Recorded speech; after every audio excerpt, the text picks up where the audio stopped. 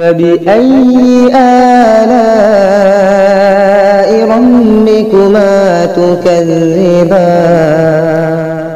الحمد لله وكفى وسلام على عباده الذين اصطفى اما بعد۔ معزز سامعین کرام و ناظرین اعزام، حضرت حسن بصری رحمۃ اللہ علیہ کی ایک شاگردہ جو باقاعدہ آپ کا درس سننے آتی تھی، نہایت عبادت گزار تھی، اس بیچاری کا جوانی میں خاوند چل بسا۔ اس نے دل میں سوچا، ایک بیٹا ہے، اگر میں دوسرا نکاح کر لوں گی تو مجھے دوسرا خاوند تو مل جائے گا، لیکن میرے بچے کی زندگی برباد ہو جائے گی۔ اب وہ بچہ جوان ہونے کے قریب ہے، یہی میرا سہارا صحیح، لہٰذا اس عظیم ماں نے یہی سوچ کر اپنے جذبات کی قربانی دی۔ بیوہ عورت گھر میں بچے کا پورا خیال رکھتی، لیکن جب وہ بچہ گھر سے باہر نکل جاتا تو ماں سے نگرانی نہ ہو پاتی۔ اب اس بچے کے پاس مال کی کمی نہ تھی، اٹھتی ہوئی جوانی بھی تھی، یہ جوانی دیوانی مستانی ہو جاتی ہے، چنانچہ وہ بچہ بری صحبت میں گرفتار ہو گیا، شباب اور شراب کے کاموں میں مصروف ہو گیا۔ ماں برابر سمجھاتی لیکن بچے پر کچھ اثر نہ ہوتا، چکنا گھڑا بن گیا۔ وہ اس کو حضرت حسن بصری کے پاس لے کر آتی، حضرت بھی اس کو کئی گھنٹے سمجھاتے، لیکن اس بچے کا نیکی کی طرف رجحان ہی نہیں تھا۔ حضرت کے دل میں بھی یہ بات آئی کہ شاید اس کا دل پتھر بن گیا ہے، مہر لگ گئی ہے۔ بہرحال ماں تو ماں ہوتی ہے، ماں اسے پیار سے سمجھاتی رہی، میرے بیٹے نیک بن جاؤ، تمہاری زندگی اچھی ہو جائے گی۔ کئی سال برے کاموں میں لگ کر اس نے اپنی دولت کے ساتھ اپنی صحت بھی تباہ کر لیا اور اس کے جسم میں لا علاج بیماریاں پیدا ہو گئیں۔ معاملہ یہاں تک آ پہنچا کہ اٹھنے کی بھی سکت نہ رہی اور بستر پر پڑ گیا۔ اب اس کو آخرت کا سفر سامنے نظر آنے لگا۔ ماں نے پھر سمجھایا، بیٹا تو نے اپنی زندگی تو خراب کر لی، اب آخرت بنا لے اور توبہ کر لے، اللہ بڑا غفور رحیم ہے، وہ تمہارے تمام گناہوں کو معاف کر دے گا۔ جب ماں نے سمجھایا اس کے دل پر کچھ اثر ہوا، کہنے لگا، ماں میں کیسے توبہ کروں، میں نے بہت بڑے گناہ کیے ہیں۔ ماں نے کہا، بیٹا حضرت سے پوچھ لیتے ہیں۔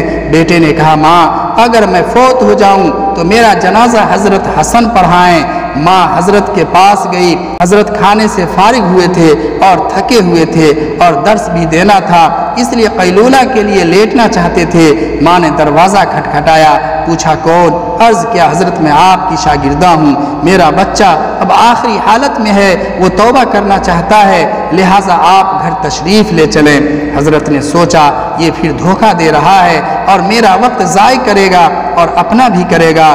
سالوں گزر گئے، اب تک کوئی بات اثر نہ کر سکی، اب کیا کرے گی؟ کہنے لگے، میں اپنا وقت ضائع کیوں کروں، میں نہیں آتا۔ ماں نے کہا، حضرت اس نے تو یہ بھی کہا ہے کہ اگر میرا انتقال ہو جائے تو میرا جنازہ حضرت حسن بصری پڑھائیں۔ حضرت نے کہا، میں اس کے جنازہ کی نماز نہیں پڑھاؤں گا، اس نے تو کبھی نماز ہی نہیں پڑھی۔ اب وہ شاگردہ بیوہ عورت تھی، چپ کر گئی، روتی ہوئی گھر آ گئی۔ بیٹے نے پوچھا، کیا ہوا؟ ماں نے کہا، ایک طرف تیری حالت، دوسری طرف حضرت نے انکار کر دیا۔ اب یہ بات بچے نے سنی تو اس کے دل پر چوٹ لگی اور کہا، ماں میری ایک وصیت سن لیجئے۔ ماں نے پوچھا، بیٹا وہ کیا؟ کہا، امی میری وصیت یہ ہے کہ جب میری جان نکل جائے تو سب سے پہلے اپنا دوپٹہ میرے گلے میں ڈالنا، میری لاش کو کتے کی طرح صحن میں گھسیٹنا، جس طرح مرے ہوئے کتے کی لاش گھسیٹی جاتی ہے۔ بیوہ عورت نے پوچھا، بیٹا وہ کیوں؟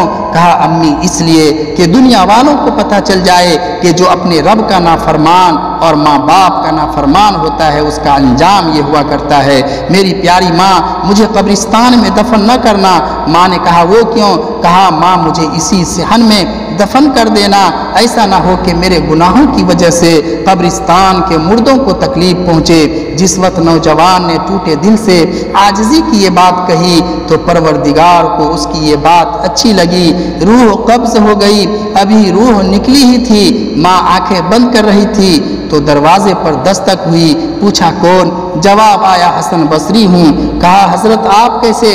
فرمایا، جب میں نے تمہیں جواب دے دیا اور سو گیا خواب میں اللہ رب العزت کا دیدار نصیب ہوا۔ پروردگار نے فرمایا حسن بصری تو میرا کیسا ولی ہے، میرے ایک ولی کا جنازہ پڑھنے سے انکار کرتا ہے۔ میں سمجھ گیا کہ اللہ نے تیرے بیٹے کی توبہ قبول کر لی ہے، تیرے بچے کی نماز جنازہ پڑھنے کے لیے حسن بصری کھڑا ہے۔